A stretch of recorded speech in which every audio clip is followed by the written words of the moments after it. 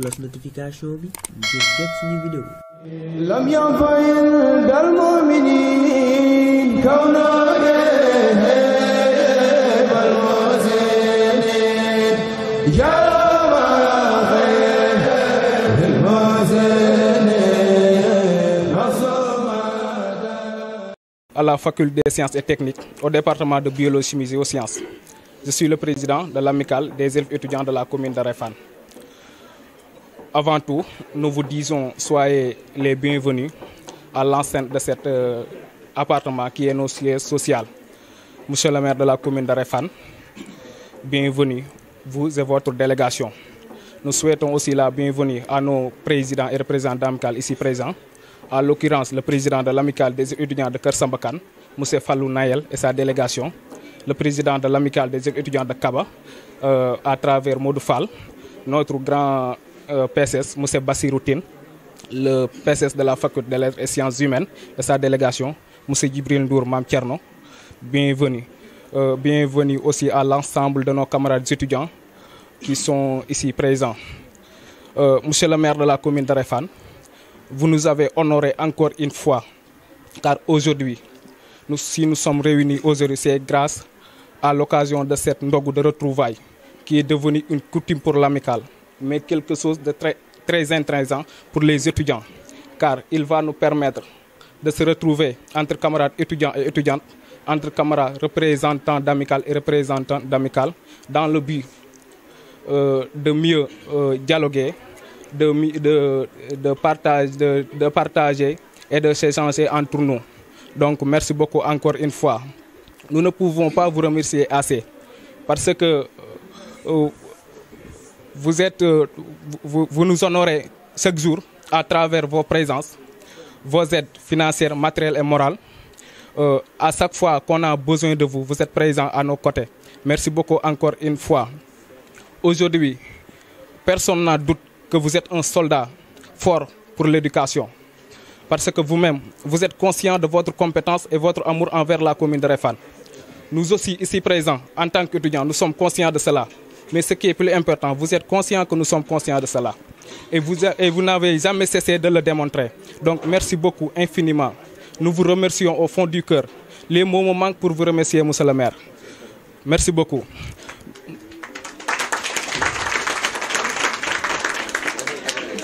Nos remerciements vont aussi à l'endroit de notre PSS, M. Bassirou Tine, ici présent, parce que nos remerciements vont à l'endroit aussi de notre PSS, M. Bassirou Tine, ici présent. Il est une fierté pour la commune de Réfane, parce que ne serait-ce qu'il se glorifie de Réfane à l'endroit de l'espace universitaire, c'est quelque chose à saluer. Ce qu'il a réussi, il l'a réussi seul, parce que le chemin était si long. Il a traversé des moments difficiles. Il a aventuré dans un terrain assez glissé pour pouvoir arriver à tout cela. Et alors, lorsqu'il est arrivé au chemin, il est revenu parmi les Réfanois, partager ses biens avec ses camarades Réfanois. Donc, M. Bassirou Tine, à travers mon nom, l'AER vous remercie vivement. Merci beaucoup. Je remercie également les présidents et représentants d'amicale, parce que ils nous montrent toujours leur engagement et leur détermination par rapport à notre collaboration.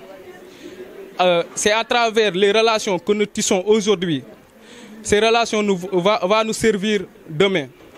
Parce que si les locomotives du Sénégal d'aujourd'hui, s'ils nous lèguent un Sénégal de notre rêve, nous devons faire tout, se décarcasser, donner de corps en âme pour léguer à nos petits-fils un Sénégal de leur rêve.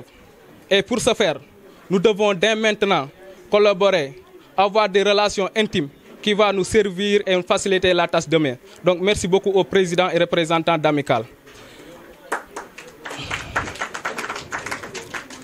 Nous remercions aussi la présence de Djibril Ndour Mam Thierno, parce que lui aussi il est une fierté pour la commune de Réfane. Parce que à travers ses paroles, nous sentons qu'il est un homme qui montre toujours son engagement et sa détermination pour la commune de Réfane. Donc s'il est présent ici parmi nous, nous ne pouvons que le remercier. Merci beaucoup, M. Djibril Ndour Mam Thierno. Nous remercions également l'ensemble des étudiants ici présents, mais à l'occurrence, le bureau de l'AER, les soldats forts, les combattants, monsieur le maire, le bureau de cette année-ci est le bureau le plus jeune depuis la création de l'amicale jusqu'à maintenant. Mais je n'en doute pas qu'il sera le bureau le plus déterminé, le plus engagé. Parce que l'ensemble des étudiants qui composent le bureau ne sont que des étudiants du premier cycle. Et la majeure partie d'entre eux sont des étudiants du deuxième année. Il n'y a que 3 étudiants en master. C'est quelque chose à saluer. Parce qu'à chaque fois, ils laissent leur cours. Ils se décarcassent du jour au lendemain pour la bonne démarche de l'amicale. Donc, merci beaucoup, chers frères. Nous sommes très ravis de vous. Continuez sur cette lancée. Parce que nous, en tant qu'étudiants, nous devons participer au développement de la commune de Réfane. Participer au développement de la commune de Réfane, c'est faciliter la tâche à M. Djibril Thiaw. Mais aussi, c'est l'aider à faire un Réfane émergent. Et pour ce faire, nous devons nous organiser à travers les structures. Et pour cela, l'amicale qui regroupe l'ensemble des élèves et les étudiants de la commune de Réfane dans toute l'étendue du territoire est la voie la plus rapide. Parce qu'il est la seule structure légale et légitime qui défend l'intérêt matériel et moral de tous les étudiants dans l'étendue du territoire. Donc, chers étudiants, dès maintenant, attachons les ceintures et marchons vers l'émergence de la commune de Réfane. Nous ne devons plus baisser les bras. Nous devons rendre la monnaie à Réfane. Parce qu'une subvention qui tourne autour de 4 millions, c'est quelque chose à saluer. Réfane n'a pas de ressources. S'il nous donne les 4 millions pour les étudiants, donc nous les étudiants, nous devons rendre César ce qui appartient à César. Et pour le faire, nous devons nous organiser, travailler de corps en âme pour réussir. Parce que monsieur le maire qui fait ça ne veut que notre réussite. Donc, chers camarades, frères et sœurs, nous devons agir pour le développement de la commune de Réfane. S'il vous plaît, unissons nos forces et marchons vers l'émergence de la commune de Réfane. Je remercie l'ensemble des étudiants ici présents, mais je remercie nos grands frères, nos aînés, qui nous accompagnent toujours. Je veux nommer M. Ousseynou Yad. Il est toujours présent à nos côtés. M. Amarindour.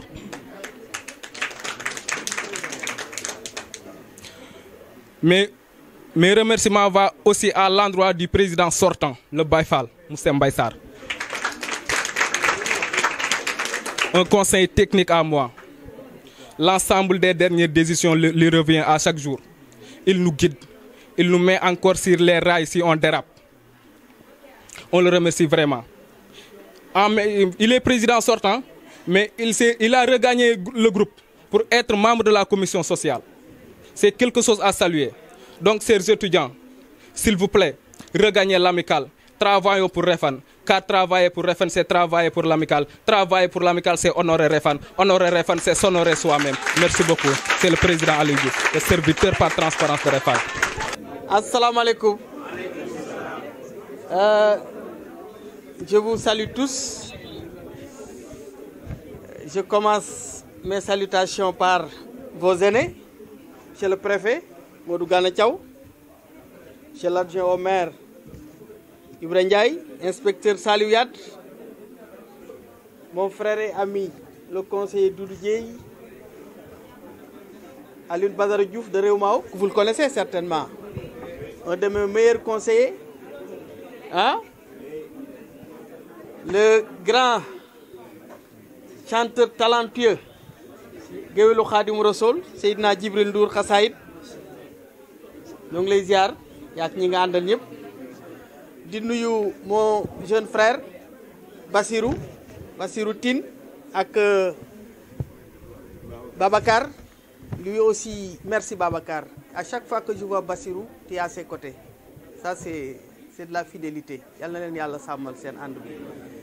Sama dom Abdou Diop ak attention sama délégation bi rek da ngeen di faté lim Woli Ngom ak Soxna Faye ah bu leen ci délégation bi la ak caatu APR sama jarbaat Ami Dione ak sama jarbaat Aliou Ñing ñoom aussi ñu ñëw gunge ñu président maa ngi lay nuyu mais balaa dara xew ana As Ndour yow ak Baara dox leen sama diggante ak président bés ba nuy jàppante du neex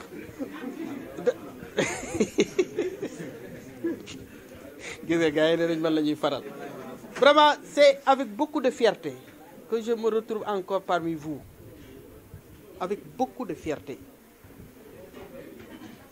ginnaaw bi bien sûr bi ma rafetloo ñi fi jël kàddu yëpp président ñoo ngi rafetlu sa kàddu EG bravo hein Ibrahima Diouf bi fi représenté étudiant Bambey yi Fallou Nawel bi nga xam ne aussi moo fi représenté woon mooy président amical Kër Samba Kane Modou Fall moom dama koy beral nuyoo parce que ñoom ñooy samay goro waa Kaba ñooy samay goro Arona yow ak Bassirou aussi vraiment mention spéciale président moo ngi may wax sànq ci suuf ce que vous êtes en train de faire pour loger les étudiants de la commune de Réfane c'est excellent yàlla leen ko yàlla fay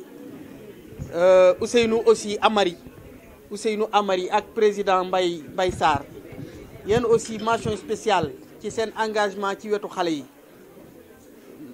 wax nañu quoi les plus anciens bu ñu lâcher les plus jeunes nañu nekk à leur côté ci même élan de remerciement boobu ci lay dugal Modou Ndiama Faye il n'est pas là aujourd'hui peut-être militaire la am na yu bëri mënatu ko mais li ma wóor mooy xolam ak xalaatam mu ngi fii gisuma président bu ko gën a engagé même engagement bi ma gisoon ci Sarr Mbaye engagement bi ma gis ci Aliou Diouf même engagement boobu ak détermination boobu mu ngi woon ci Modou Ndiama Faye ak la présidente Aïssatou bien sûr hein donc vraiment mention spéciale à vous Serigne Saliou bravo et bon courage Mam Touti aussi vraiment ngeen may ma tamit vraiment ma sœur là ma nuyu ko moom aussi ndax engagement am hier j'ai beaucoup pensé à toi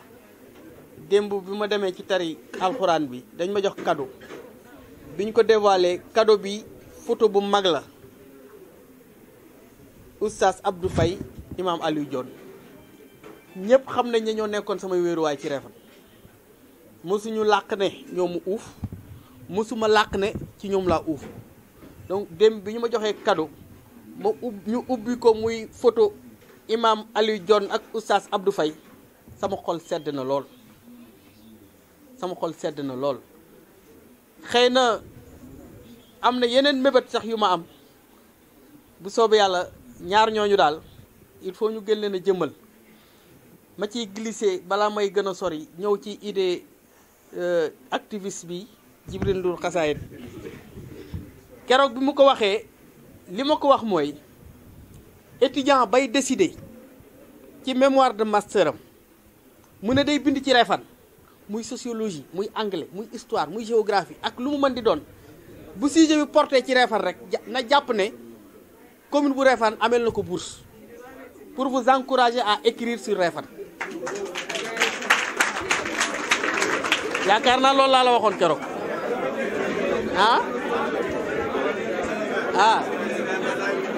kon commune bu Réfane amel na la bourse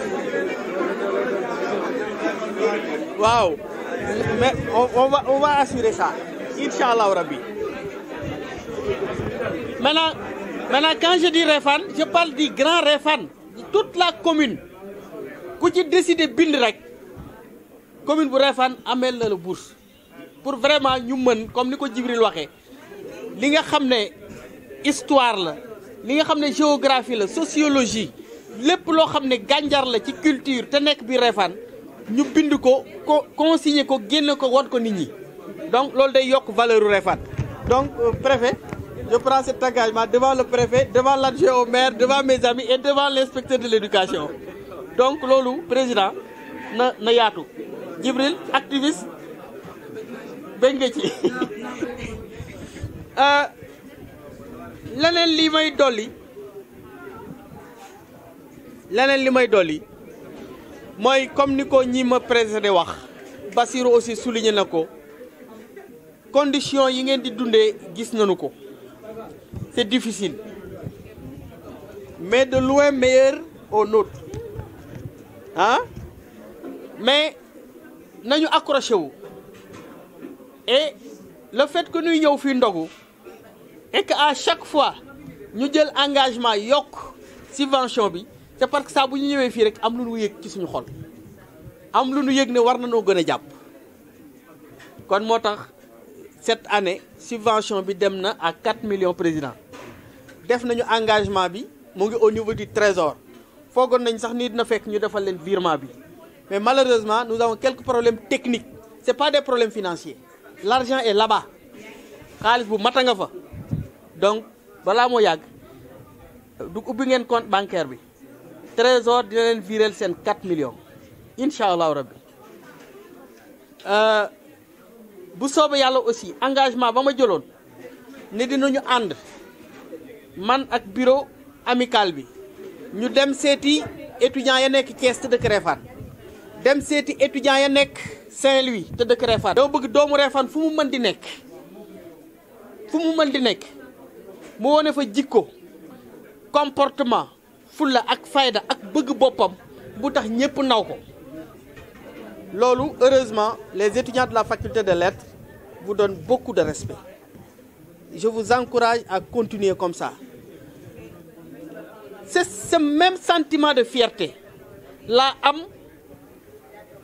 am ci Moussa Ndaw c'est un étudiant à L2 mais un gosse très correct il force le respect Moussa Ndaw force le respect malgré son jeune âge damay am fierté taxaw ak moom ci amphi bi pour nit ñi xam ne kii maak moom a dëkk parce que rusloowu ma ci ni muy solo ci ni muy waxe ci fi muy toog ci li muy def donc képp kuy étudiant Réfane même fierté pour Ousseynou yore naa ko ba L3 mësuma gis mu def lu defuwul wala mu wax lu waxuwul parmi ses camarades étudiants loolu laa bëgg mais sama xel dal na ci aussi parce que tamit de temps à autre maa ngi dajeek ñu bari ci yéen di nuyoo mais correction bi may gis ci yéen macha allah na jëm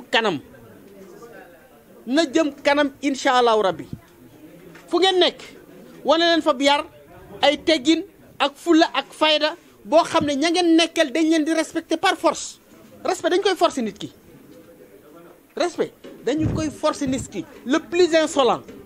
le plus insolent bu daje xale bu ndaw am na nu xale bu ndaw buy doxee am na nu muy comporté woo forcément da koy respecter romb ba ko fa je vous exhorte à ça Bara merci moom aussi il force le respect Bara Ngom c'est l'occasion aussi de les remercier président depuis bi ñu nekkee ci bureau ba léegi lu ma xewle muy président Bara ak As Ndour Yade Male lu ma xewle lu ñu ma parrainé ñëw nañu ànd ak man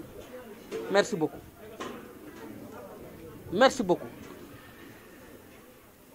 ñu réaffirmer suñu engagement une partition à jouer mais mënuma prétentieux ba jàpp ne man rek maa war a jouer morceau musique bi déedéet kii day yor guitare gi kii yor tama gi kii yor ndënd mi kii yor clavier bi man leen dong laa ci yor je dois juste jouer ma partition keneen ku nekk ci yéen aussi jouer partition donc j'ai juste estimé que peut-être je suis en train de jouer ma partition et que nag est-ce que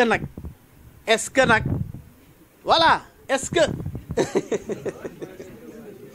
donc kenn ku nekk ci yéen na pare pour jouer sa partition parce que man fii ma nekk nii dama jàpp ne comme nee nañu Réfane am na tëli Réfane am na lycée xëy na yàlla dina dogal yoon dina jógee ndàngal ma jaar nderep ñëw Réfane dem réew ma dem Touba Toul te ñu ngi liggéey aussi ci centre de santé hôpital ak waa Assad ñoom Daouda Diouf waaw loolu yëpp bu sottee est-ce que nag du ñu xool nag ah est-ce que du ñu xool nag te non te yàlla xam na ne vous avez des références ñii toog c'est des références Saliou Bouy président Djibril référence préfet est-ce que vous savez pourquoi nous l'appelons préfet?